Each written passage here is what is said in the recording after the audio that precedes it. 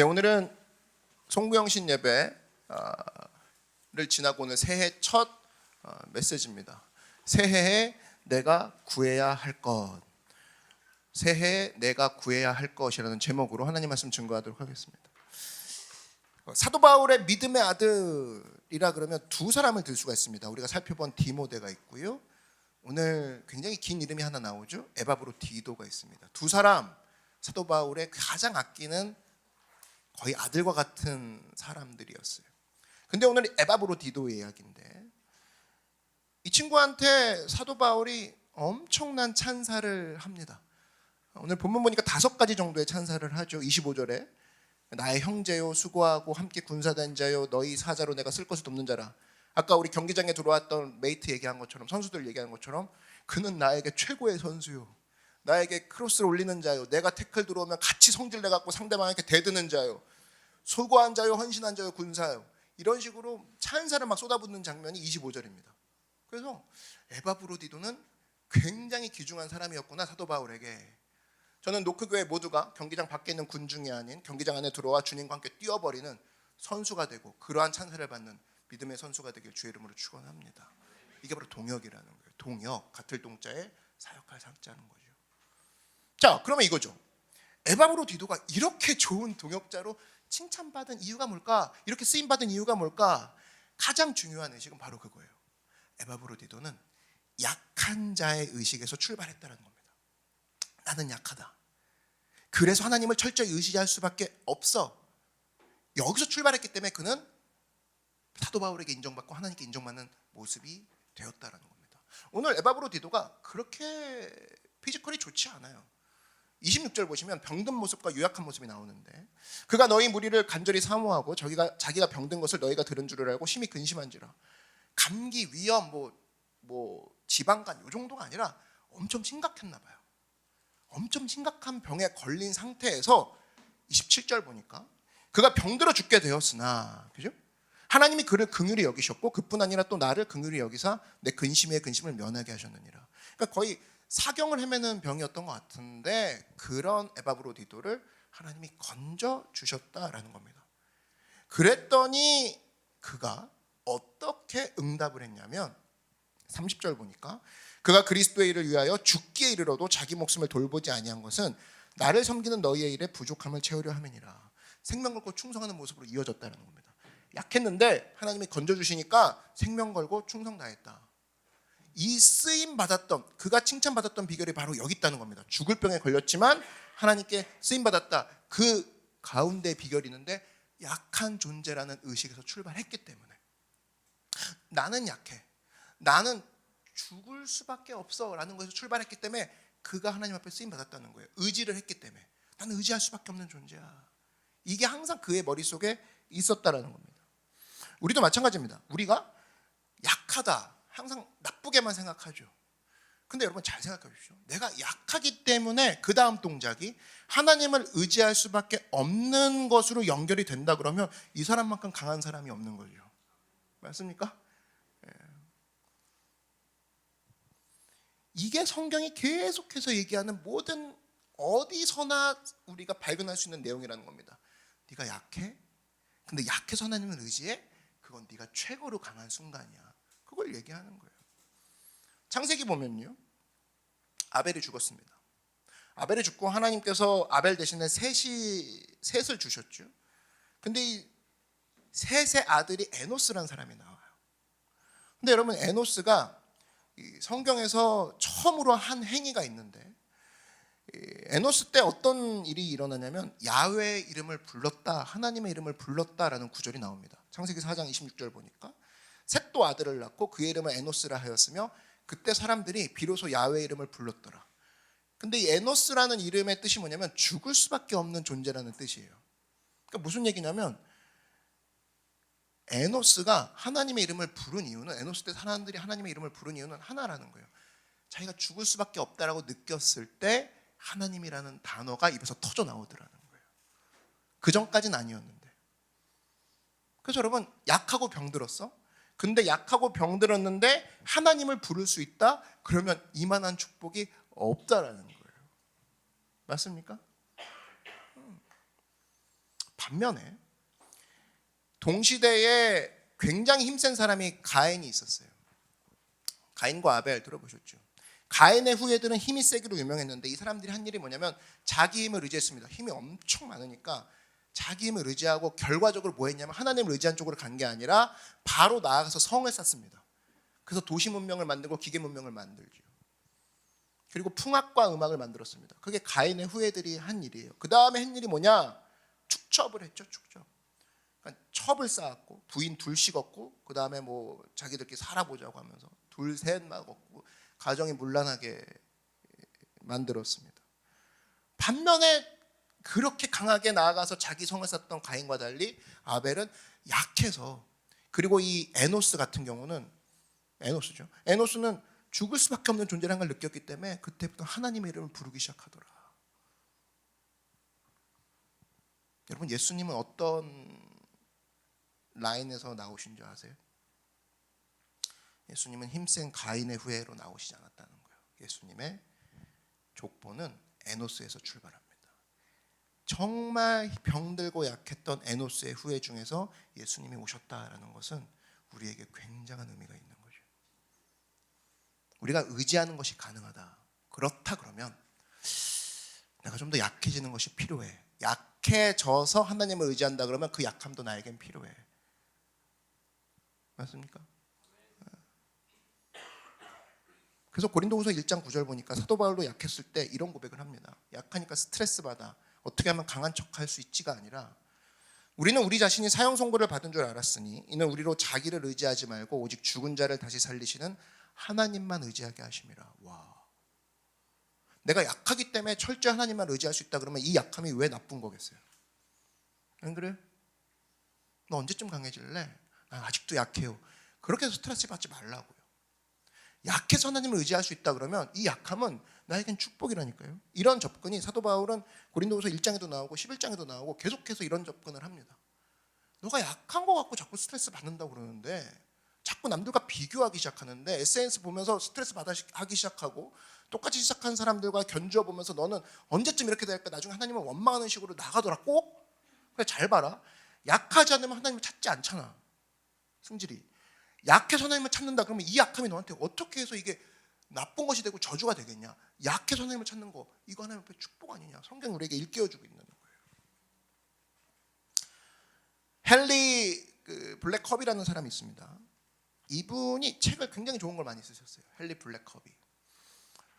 이분 책 중에 영적 리더십이라는 책이 있는데 제가 보니까 이분 책 중에 제일 탁월한 책 같아요. 영적 리더십. 근데 이 책 중에 이런 내용이 있습니다. 예수님에 대해서 묘사를 하면서 예수님은 비전을 내걸지 않았다라는 거예요. 예수님은 비전을 얘기하면서 나를 따르라 이렇게 얘기하신 적이 한 번도 없다라는 겁니다. 비전을 걸고 넘어지면서 그렇지 않았다는 거예요. 우린 비전이란 말 참 많이 쓰죠. 비전 수련회, 비전 캠프. 그죠? 근데 비전이란 말이 사실은 성경에 없는 구절인데 잠언에 뭐 그렇게 해석할 만한 단어가 있긴 하죠. 묵시가 없는 자는 방자히 행하는 자요, 망하는 자요. 뭐 그렇게 있긴 하지만 비전이라고 해석할 만한 단어가 그렇게 많지 않습니다, 성경에. 근데 우린 비전이란 말을 많이 쓰죠. 근데 예수님을 볼 때 비전을 내걸지 않으셨다라는 거예요. 반대로 예수님은 뭐 했냐? 아버지의 뜻을 구했다라는 겁니다. 비전을 구하지 않았고 그는 하나님의 뜻을 구했다라는 거예요. 우리가 이 강조점을 좀 가슴에 새겨야 된다고 생각합니다. 지금 새해를 출발하는 이 시점에 어떤 비전을 내가 삼아야 될까? 아직 비전이 없는데 빨리 비전 좀 주시죠. 오늘 비전 받으려고 기도 나왔어요. 이런 분들도 있겠죠. 빨리 비전을 세워보자. 내 비전을 세운 대로 가보자. 예수님은 비전을 놓고 얘기한 적이 없다라는 거예요. 뭘 얘기했냐? 아버지의 뜻을 구해야겠다. 비전을 구하시지 않았고 하나님의 뜻을 구했다는 겁니다. 많은 리더십 전문가들이 그렇게 얘기를 하죠. 예수님이 아마 예루살렘 꼭대기에 서서 그 땅을 바라보시면서 넘치는 비전을 가지고 이 땅 가운데 백성들이 어떻게 하면 내가 설득할 수 있을까? 어떻게 하면 추종자들을 많이 모아서 복음화를 시킬 수 있을까? 어떻게 하면은 설득력 있는 설교를 통해서 백성들을, 군중들에게 가장 큰 효과를 효용성 있게 줄 수 있을까? 잇따른 기적을 내가 어떻게 활용하면 될 것인가? 어떻게 하면 생산성을 높일 것인가? 이렇게 하지 않으셨다라는 거예요, 예수님. 우린 대부분 그러면 비전 그러면 내 꿈이죠. 내 꿈입니다. 내가 생각한 거. 내 힘으로 뭘 하려고 하지 않습니까? 세상에서도 보면 비전 강사가 되게 많아요. 비전 그런 스쿨도 있대. 그래서 요즘 뭐 인스타나 뭐 페이스북 잠깐만 스크롤해도 비전 얘기 되게 많죠. 자기 개발 그래가지고. 그러면서 이제 하는 얘기가, 그들이 하는 얘기가 기독교도 비전 얘기하잖아요. 막 이런 얘기를 해요. 기독교도 뭐 비전 운운하지 않습니까? 근데 예수님은 그렇게 하신 적이 없어요. 여러분 복음서를 한번 보십시오. 예수님이 하신 일은 비전을 구하신 게 아니라 핵심이 뭐냐? 아버지와의 관계를 구하셨습니다. 하나님과의 관계를 구하셨어요. 그래서 내가 어떻게 하면 하나님과 좋은 관계를 맺을 것인가? 내가 어떻게 하면 하나님의 뜻을 알고 거기에 순종할 것인가? 굳이 리더십이란, 크리스천 리더십이란 단어를 붙인다면 여기에 붙일 수 있겠죠. 여기에. 그게 헨리 브레커비의 접근입니다. 예수님은 비전 구한 적 없습니다, 여러분. 예수님은 아버지의 뜻만 구했습니다. 그게 이 책의 접근이에요. 지금도 오늘 이 예배 드리는 것 가운데 특별히 송구영신 예배는 굉장히 니즈가 강할 것 같은데 내 마음 가운데 비전이라고 생각하면서 꿈이라고 생각하는 부분이 사실은 야망일 경우가 굉장히 많습니다. 특별히 젊은이들이 많이 모여 있는데 그 꿈이라고 말하는 거, 비전이라고 말하는 거, 이 새해 초에 한번 정리할 필요가 있다고 생각해요. 그 꿈과 비전은 어디서부터 나와야 되느냐라고 했을 때 from me가 아니라 예수님이 하신 것처럼 아버지의 뜻으로부터 나오지 않는 모든 꿈과 아버지의 뜻으로부터 나오지 않는 모든 비전은 잘못된 것이다라고 얘기할 수 있다라는 겁니다. 여러분 오늘 이거에 입각하면 오늘 제일 중요한 건 뭐예요? 내 비전이 아니라 하나님 아버지와의 관계가 제일 중요하다는 거예요. 하나님 아버지와의 관계입니다. 하나님 주님과 관계가 회복되기 원합니다. 회복되면 그 다음에 뭐죠? 주님의 뜻은 무엇입니까? 묻겠죠? 그럼 뜻을 알게 되면 그 다음부터 나아가는 거라고. 남들이 볼 때는 비전이 있으시네요. 비전을 받으셨네요. 얘기를 듣겠죠. 근데 우리의 시작은 뭐냐? 하나님과의 관계가 먼저 회복되고 회복됐으니 그가 나에게 뜻을 보여주시고 그 뜻을 향해 내가 걸어가는 것. 이것을 비전이라 부르면 비전이라는 겁니다. 여러분 하나님께서요. 이런 상상 한번 해보십시오. 왜 주님께서는 생각해봐요. 왜 주님께서는 강한 사람을 싫어하실까? 왜 하나님께서는 강한 사람을 안 쓰시고 약한 사람을 쓰신다? 이게 성경에 도처에 나오는 거거든요. 약한 사람 쓰시는 걸 좋아하세요. 이유가 뭘까? 왜 약한 자를 쓰실까? 강한 자를 만나보면 여러분 만나보셨겠지만 자기 뜻이 일단 너무 강합니다. 자기 뜻이 강하다는 얘기는 남의 뜻이 필요 없다 그 얘기죠. 그죠? 내 뜻이 강하다는 얘기는 남의 뜻이 필요 없다 그 얘기입니다. 내 생각이 강하다 그 얘기면 남 생각 필요 없다 그 얘기예요. 생활력 강하다 그 소리 아닙니다. 내 의견이 강하다는 남 의견 필요 없다 그 얘기거든요. 돌려 얘기하면. 그럼 자기 뜻이 강하다는 게 뭐예요? 남의 뜻이 필요 없다 그 얘기인데 당연히 이 사람은 아버지의 뜻도 필요 없습니다. 하나님이 그 뭐고 필요 없습니다. 그러니까 참 쓰기가 힘든 사람이에요. 무너뜨리는 데만 30년 막 이렇습니다. 그래서 하나님께서 백성들 부르실 때 알렉산더 대왕 같은 사람 부르지 않죠. 이 사람 야망 있는 사람이죠. 뜻이 너무나 강합니다. 자기 뜻이 확실해요. 그러니까 이런 사람 같은 경우는 어떤 유혹과 위험이 있냐면 자기 뜻을 슬며시 하나님의 그런 뜻으로 포장해서 쓸 가능성이 되게 높아요. 똑똑한 데다 자기 뜻도 있어. 이런 사람들 특히. 하나님의 뜻을 어떻게 하면 어휘를 이것저것 갖다 붙여서 마치 내 뜻 위에 코팅해서 쓰면은 그렇게 손가락질 안 받으면서 나이스한 크리스찬으로 그냥 갈 수 있지 않을까라는 거에 똑똑하고 의견 강한 사람들이 이런 유혹을 받아요. 그러니까 최소한 아버지의 뜻을 그대로 실천한 사람은 아니라는 거죠. 앰베서더라고 하죠. 한국에서 대사관을 발견했어요. 미국에. 그러면 한국에 있는 뜻을 미국에서 그대로 실행하는 게 대사의 역할 아닙니까? 그대로 실행하는 사람을 앰베서더라고 하는데 이런 사람은 앰베서더가 될 수가 없는 거예요. 자기 뜻 너무 강한 거예요. 한국에서 뭐라고 지시하든 내 뜻대로 할래. 이거 어떻게 믿고 맡깁니까? 여러분이 이런 생각을 했을 때 여러분이 누구한테 맡긴다고 생각해봐요. 저 사람은 맡길 때마다 자기 멋대로 해. 회사에서 그런 사람 싫어하잖아요. 여러분도 일 안 맡기잖아요. 밥은 같이 먹어도 똑같아요. 하나님도 너는 너 마음대로 다 하는데 내가 어떻게 맡기냐, 똑같다는 거죠. 이거보다 힘든 거 없어요, 사실은. 교회에서도 이런 문제가 좀 있다고 생각합니다. 뭐 나쁜 문제도 아닌데, 뭐 예를 들면 헌신을 해요, 봉사를 해요. 그러면 뭐 어떤 형제랑 이제 대화를 나눈 적이 한 번 있었는데, 뭐 중국에 선교를 간대요. 근데 이것저것 얘기를 또 들어보니까 잘못된 정보를 좀 알고 있더라고. 신뢰할 수 없는 정보로 뭔가 결정을 막 내렸더라고요. 그래서 말렸습니다. 가지 말라고. 너가 알고 있는 정보와 그것들이 좀 철진한 거고 지금은 그렇게 돌아가지 않고 있다고. 다른 곳 알아봐 주겠다. 그렇게 얘기를 했어요. 그렇게 헌신하고 싶으면. 그런데 대부분 이런 사람들은 이제 겸손한 척합니다. 그래서 벌써 약간 이렇게 얘기하고 있으면 자기가 원하는 대답이 안 나오잖아요. 이쪽을 봐요. 여기 어디쯤을 봐요. 네, 목사님, 이런 거죠. 아, 헛듣고 있구나. 뒤돌아서 겉면이 통하지 않더라고요. 겸손은 해요. 결국 자기 뜻대로 했는데 그럴 거면 뭐하러 묻냐 이 생각이 들더라고요. 자기 뜻이 있고 자기가 생각한 거 있으면 자기 갈 대로 가지. 제가 볼 때 이런 사람 특징이 뭐냐면 이런 겁니다. 한번 마음속에 뭘 하고자 하는 마음이 들어왔어요. 뭘 통해서든 들어왔어. 그럼 또 다른 말로 하면 마음이 들뜬 거예요. 들떴어. 그럼 들뜨면 마음이 일단 들뜨면 사람이 탄력이 붙거든요. 막 뭔가를 하려고 합니다. 근데 이 사람이 못하는 게 딱 하나가 있는 게 중단할 능력이 없는 거예요. 들뜨는 거 좋았어. 탄력 좋았어. 다 실행해. 근데 중단할 능력이 없다. 여러분 중단할 능력이 없는 것은 다 야망이라고 보시면 됩니다. 야망과 비전은 하나님의 뜻을 구별하는 건 쉬워요. 물어볼 것도 없습니다. 난 절대 중단할 생각이 없습니다. 자기 꿈이에요. 자기 야망입니다.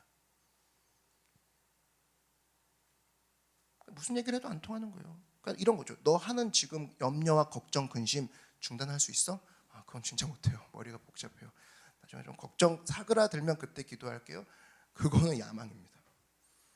걱정 근심한다고 해서 불쌍히 볼 게 아니라 지금 야망을 꿈꾸고 있는 거예요. 걱정의 야망. 여러분 하고 있는 걱정 중에 걱정이 기도의 그 고속도로로 들어갈 게 아니라 그냥 계속 걱정해 그런 16차선을 타고 쭉쭉 가잖아요. 하나님이 걱정 그만해라. 아니요 주님 이건 걱정해야 돼요. 진짜 몰라서 그러시는데 이런 식으로 가잖아요. 야망의 걱정이에요. 걱정의 야망이에요. 그래서 우리가 중요한 게 뭐냐면 하나님의 뜻 구하는 거 중요해요. 근데 하지 않는 게 더 중요해요. 하지 말라고 했을 때, 멈추라고 했을 때. 우리 주변에서도 사기당하는 사람들을 보면은 특징이 뭐냐? 조급합니다. 늘 급해요. 늘 급해가지고 뭐 이렇게 땅 사는 사람들 가끔 보거든요. 사기당하는 사람들 보면 오늘 안 사면 안 된대요. 땅이 30년 전부터 있던 땅인데 오늘 사야 된대. 제가 볼 때 이게 몇십 년 동안 안 팔린 건데 오늘 안 사면 안 된대요. 그래갖고 택시 타고 가서 사기당해요. 그거 뭡니까? 조급함이죠. 사기 결혼 당하는 사람 보십시오. 주변에서 굉장히 많이 조언을 일단 합니다. 사람들이 다 조언하죠. 안 들어와. 진짜 안 들어와. 그리고 자기 멋대로 막 진행합니다. 적어도 한 번 더 기도해봐라. 3달 더 이상 3달은 기다려봐야 되지 않겠냐. 6개월은 기도해봐라. 근데 뭐가 급한지 벌써 식장 정하고 일단 새로운 정보는 다 끊어버리고 그리고 후회하죠. 회복될 수 없고. 특징이 뭐냐면 이게 사실은 조급함인데 조급함의 시작은 뭐냐면 자기 욕심이에요. 상당 부분 자기 책임이 있습니다. 왜냐? 욕심이 없으면 이렇게 뭐 조급할 것도 없죠. 그래서 이제 사기 당하는 사람의 특징은 결국 요약하면 자기 뜻이 너무 강합니다. 남의 의견이 필요 없어요. 지금 남의 뜻이 필요 없어요. 그러니까 넘어가는 거죠. 그러니까 우리가 지금 배워야 될 게 가장 중요한 게 뭐냐면 새해 이 아침에 밝은 이 시간에 하나님 앞에 나아가는 것도 중요하지만 하나님 앞에 내가 말씀을 듣고 중단하는 법도 배우는 거 중요하다라는 거예요. 다윗의 위대성을 든다 그러면 우리가 그거죠. 많은 일을 했습니다. 예를 들면 전쟁에서 승리했고요. 다윗과 골리앗 얘기는 유명하죠. 그리고 하나님을 찬양합니다. 다윗을 그것만 보고 우리가 굉장히 높은 점수를 매겨요. 하나님, 다윗과 같이 나도 찬양하게 해주십시오. 골리앗을 무너뜨리는 자가 되게 해주십시오. 다윗과 같이 마음이 합한 자가 되게 해주십시오. 조금 성경 많이 읽으신 분들은 거기까지 기도하는데, 저는 이 다윗의 위대성을 든다 그러면 이거라고 봅니다. 성전을 짓지 않았다라는 거. 하나님이 하지 마라. 다윗이요, 능력이 없었던 사람이 아닙니다. 다 준비해놨어요. 다 준비해서 나중에 아들 솔로몬한테 줄 정도로 성전을 위한 소재 준비해놨고요. 마음이요, 그 마음이 있었습니다. 능력이 있었어요. 소원도 있었다고. 절대 나쁜 게 아니었다고. 하나님의 성전을 짓겠다는 거. 근데 하나님께서 마지막 최후의 결제가 뭐냐면 너 하지 마라.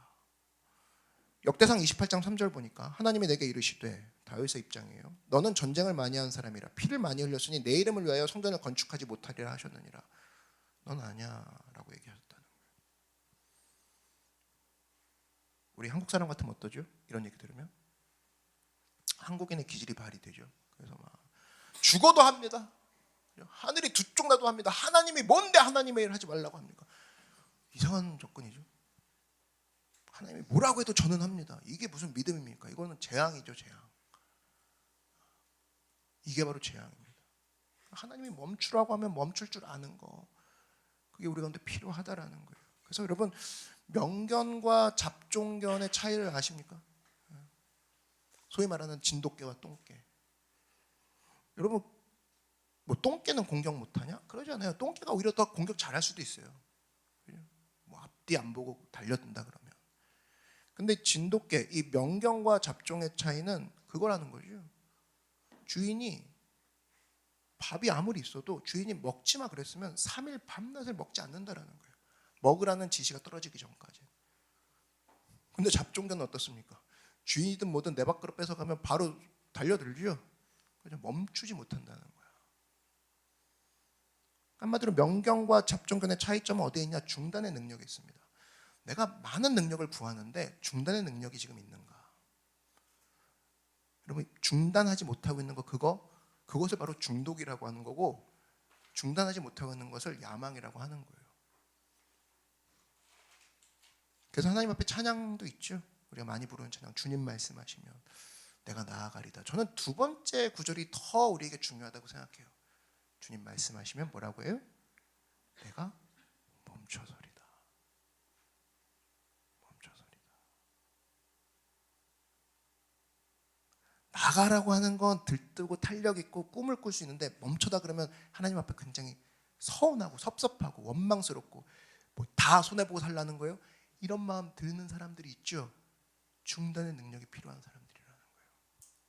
그랬을 때 우리가 어떤 거냐? 여러분, 주를 위해 충성한다는 건 다른 게 아닙니다. 주를 위해 충성한다 그러는데 자꾸 하는 것만 생각하는 건데, 주님께 충성한다는 얘기는 멈출 줄도 아는 것까지 포함하는 거예요. 그래서 주님을 향해 가기도 하지만 멈추기도 하는 거, 이거를 통으로 싸잡아서 뭐라고 얘기하냐면 의지한다라고 얘기하는 거예요. 나아가는 것도 의지하는 거고요, 멈추는 것도 의지하는 거예요. 근데 나아가는 것만 있어요. 멈추면 입이 대빨 나와. 벌써 표정이 싹 그래갖고 주변에서 말도 뭐 걸기 힘들어. 그럼 충성이 반쪽짜리 충성이죠. 그래서 블랙커비의 얘기를 읽지 마십시오, 여러분. 비전이라고 말하지 말라. 아버지의 뜻을 구하라. 물론 아버지의 뜻을 구하는 것을 일상생활에서 비전이라고 얘기할 수 있어요. 그리고 또 비전이라고 말하는 것은 다 잘못된 것이다, 이거는 틀린 거죠. 그런데 분명한 건 뭐냐면, 많은 순간에 하나님 아버지의 뜻과 관계없는 비전이 우리를 넘어뜨리고 있다는 것이 사실이라는 겁니다.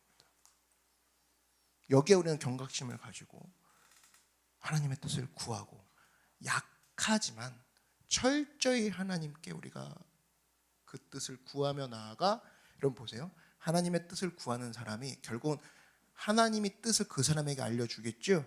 그리고 하나님의 뜻은 그 사람을 통해서 이루어지겠죠. 여러분 믿으십니까? 이러한 축복에 연결되는 과정이 있다라는 거예요. 오늘 에바브로디도 병들고 약했어요. 누구도 이 사람을 경쟁자로 보지 못할 정도로. 에바브로디도 되고 싶은 사람 있습니까? 그러면 손이 아무도 들지 않을 정도로 부러운 게 하나도 갖고 있지 않은 사람이었다고. 근데 이 사람이 죽을 뻔 걸렸지만 철저히 하나님 의지했어요. 그랬더니 하나님 아버지가 그에게 뜻을 보여주시고 그를 통해서 뜻을 이루어 가시고 그가 오늘 이렇게 2024년도 우리의 성부 여신 예배의 이야기의 주인공이 돼서 우리에게 영향력을 주고 있다는 겁니다. 이러한 축복이 여러분 새해 이러한 축복과 은혜가 넘쳐나게 주의 이름으로 축원합니다.